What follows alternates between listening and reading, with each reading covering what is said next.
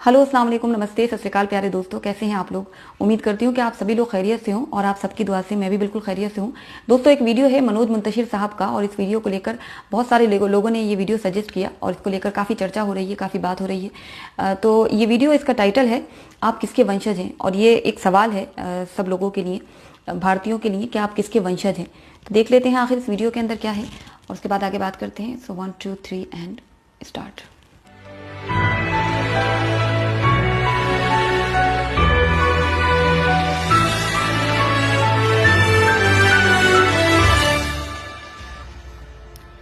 2400 साल पहले भारतवर्ष की इसी धरती पर चाणक्य ने घोषणा की थी कि जो राष्ट्र शास्त्र पढ़ना छोड़ देता है वो समाप्त हो जाता है।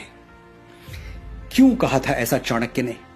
क्यों जरूरी है कागजों में छुपे अतीत को जानना? क्योंकि अतीत को जाने बिना भविष्य निर्माण की कोई संभावना है ही नहीं। जो देश अपना इतिहास भूल जाता है उसका भूगोल अपने आप समाप्त हो जाता है। जो लोग भुला देते हैं तारीख को अपनी, उन लोगों का ज्योग्राफिया बाकी नहीं रहता।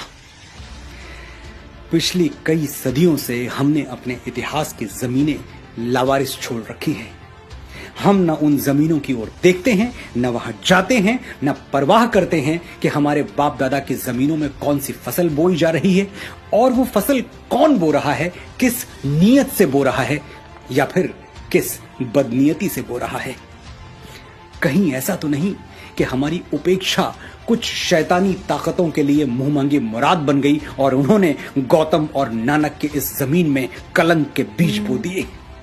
बिल्कुल यही हुआ है। तभी तो हम इस हद तक ब्रेन वॉश्ड हो गए कि अचानक हमारी प्री प्राइमरी टेक्स्ट बुक में गा से गणेश हटा के गा से गधा लिख दिया गया और हमारे माथे पर बल तक नहीं पड़ा।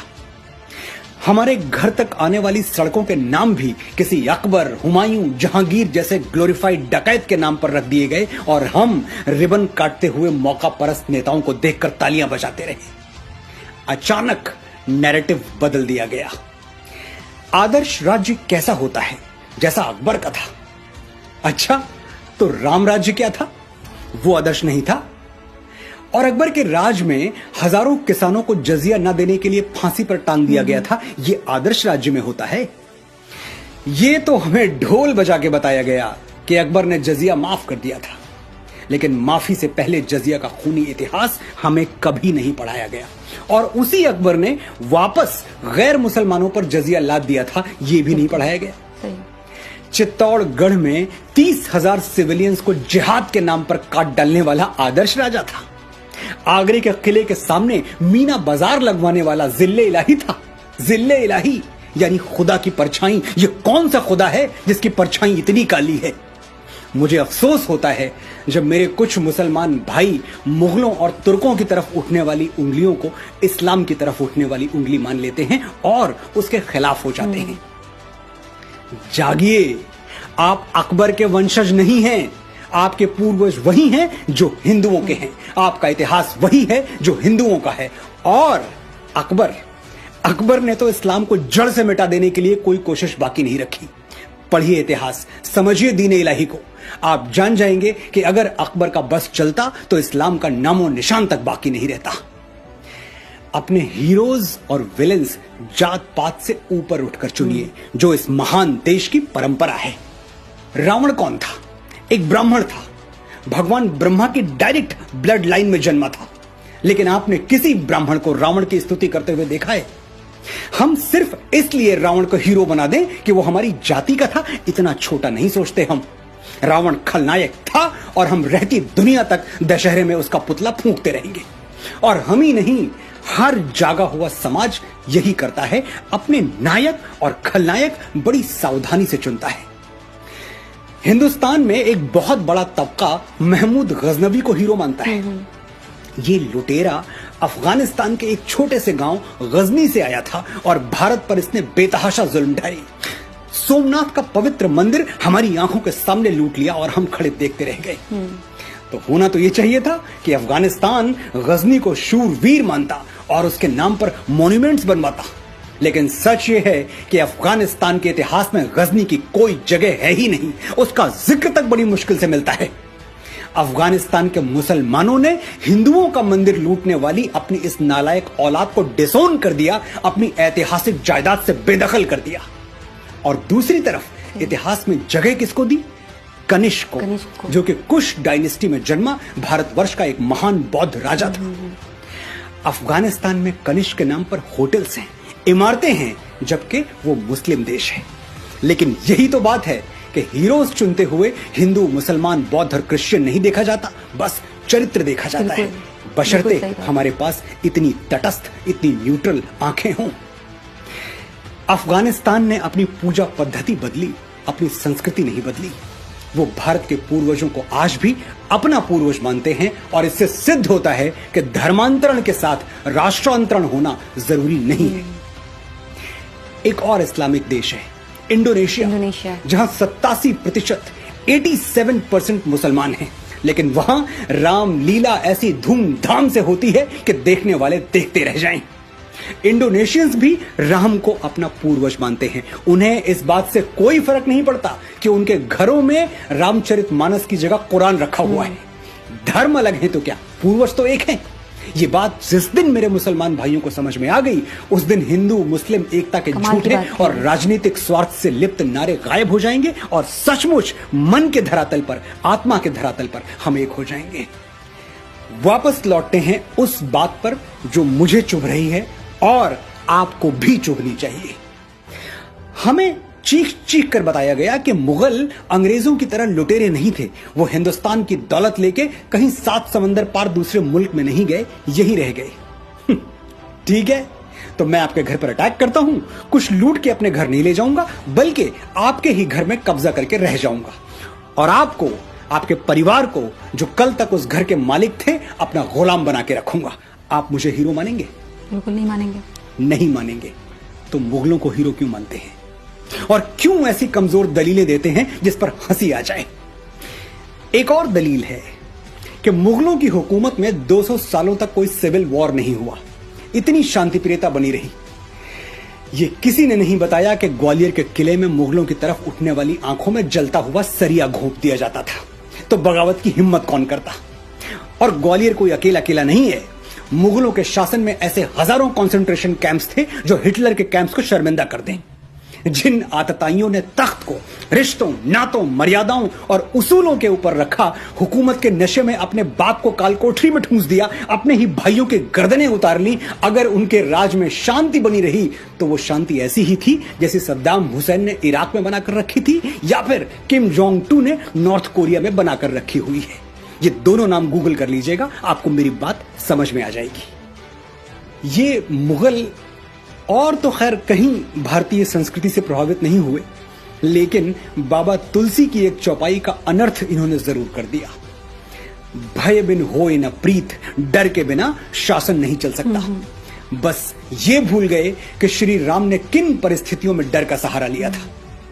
जब समुद्र हजारों विनतियों के बावजूद उन्हें लंका जाने के लिए, अपनी प्राण प्रिया सीता को रावण के चंगुल से छुड़ाने के लिए रास्ता नहीं दे रहा था, तब राम विवश हो गए थे बल प्रयोग के लिए। विनय न मानत जलधि जड़, गए 3 दिन बीत, बोले राम सकोप तब, भय बिनु होए न प्रीति। राम ने साम्राज्य विस्तार के लिए कभी भय का सहारा नहीं लिया। राम राज्य में रहने वालों के लिए राम की घोषणा क्या थी जानते हैं? राम राज्यवासी त्वम प्रोच्चरस्व ते सिरम, न्यायार्थम युद्धस्व सर्वेषु समम कर, परिपालय दुर्बलम विधि धर्मम वरम, प्रोच्चरस्व ते सिरम, राम राज्यवासी त्वम। You live in Ram's kingdom, hold your head high, fight for justice, treat all as equal, protect the weak, know that dharma is above all। Sir उठा के जियो, निर्भय होके जियो, ये राम राज्य है। ऐसे राज्य की तुलना अकबरी कुशासन से हंसी आती है।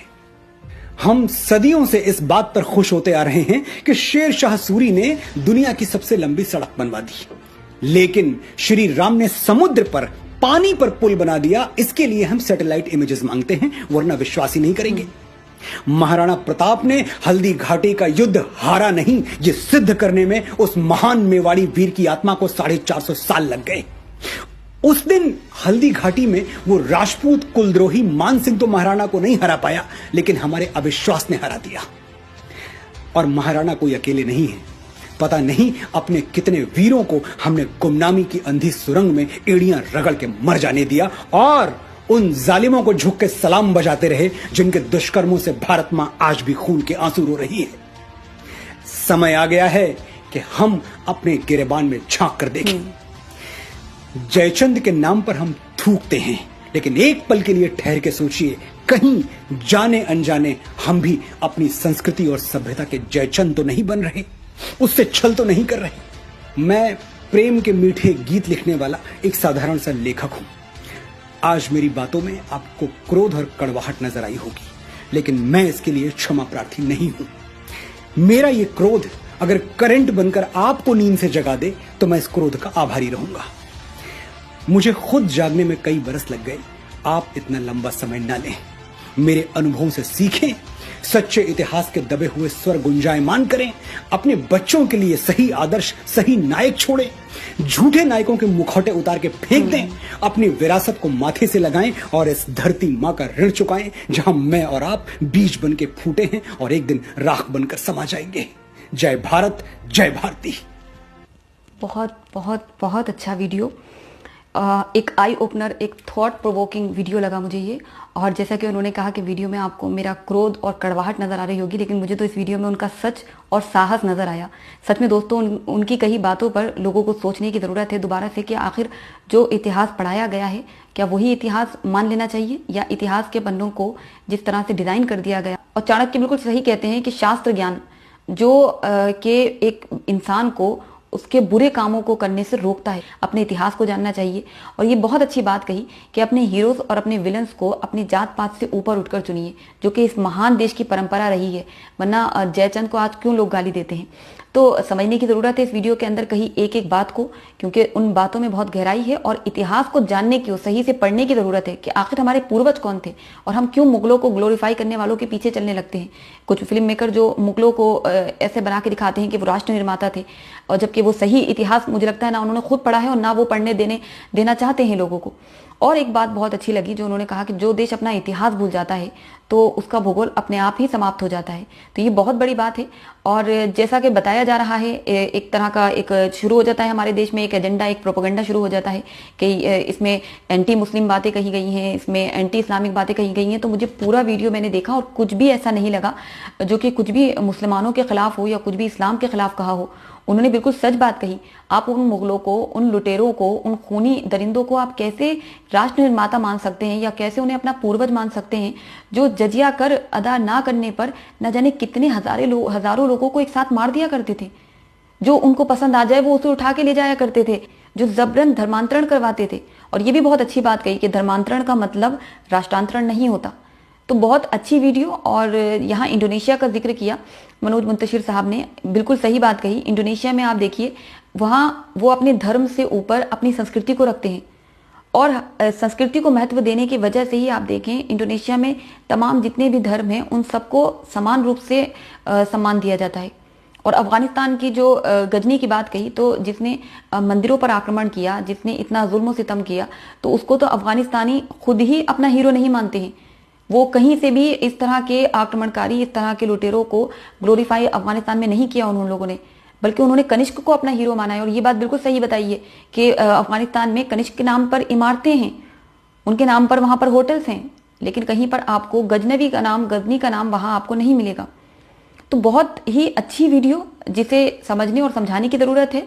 बहुत सोचने की ज़रूरत है इस वीडियो को लेकर कि कुछ भी इस्लाम के खिलाफ, मुसलमान के खिलाफ नहीं कहा है, बल्कि उन्होंने बताने की कोशिश की है कि आपके पूर्वज कौन हैं और आप किन दलीलों, किन गलत झूठी दलीलों के बीच में फंस चुके हैं, और उनके बीच में आप सोचते हैं कि मुगल हमारे वंशज हैं। तो आपको वीडियो कैसा लगा आप मुझे कमेंट सेक्शन में ज़रूर अपनी राय बताएं। और मुझे तो एक बहुत ही, जिसे कहते हैं, एक बहुत ही सुलझी हुई, बहुत ही अच्छी वीडियो लगी, जिसमें बहुत समझने की ज़रूरत है उन लोगों को जो इसको गलत तरीके से लोगों तक पहुँचा रहे हैं, इसको गलत तरीके से पेश कर रहे हैं कि इसमें मुसलमानों के खिलाफ, इस्लाम के खिलाफ कुछ बोला है। उन्होंने ऐसा कुछ नहीं बोला है। उन्होंने उन लुटेरों, उन खूनी दरिंदों के बारे में बात की है जिनकी नज़र में कुछ था ही नहीं इंसानियत का होना, जिन्होंने सिर्फ इस देश के अंदर एंट्री की थी अपने लालच में, जिनको यहाँ पर लूटमार करनी थी, जिनको अपना हुक्म चलवाना था, तो वो खुदा की परछाई कैसे कहला सकते हैं। तो दोस्तों बहुत अच्छा वीडियो, और आपकी जो भी राय हो आप मुझे कमेंट सेक्शन में ज़रूर बताएं, और तब तक अपना ख्याल रखें। एक नई वीडियो के साथ मैं आपके सामने फिर हाजिर होंगी, तब तक के लिए मुझे इजाज़त दें। अपना और अपने इस प्यारे मुल्क का ख्याल रखें। बहुत बहुत शुक्रिया। जय हिंद।